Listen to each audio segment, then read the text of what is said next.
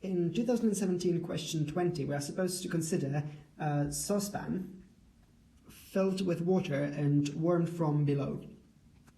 What happens is that the layers of water, which are very near the bottom, where the saucepan is obviously the hottest, the particles in this layer will absorb the warmth, they will bump into each other much faster and at a higher rate, and so they will have a tendency to spread out, hence decrease the density.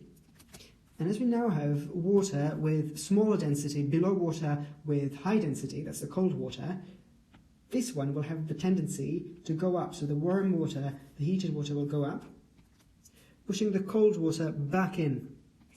And that's what fuels this circulation in the saucepan. We can see this process on 9 particles, first in cold water, then when some energy is added. They move around much faster, bump into each other, and this whole bunch of particles spreads out. And now the actual question. So we are given 3 different statements, and we're supposed to say which ones are true and which ones aren't. So the first one, the mass of a fixed volume of water will increase as it is heated up.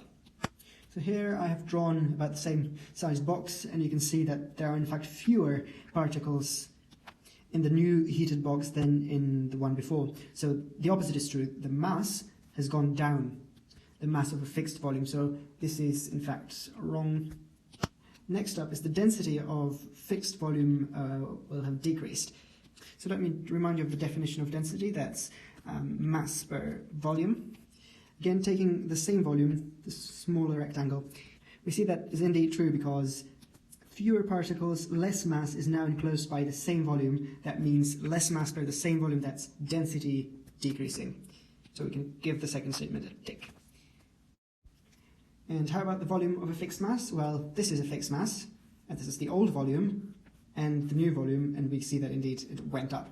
So another tick for C. 2 and 3 were correct, while statement number 1 was incorrect, which means that answer G is the right one.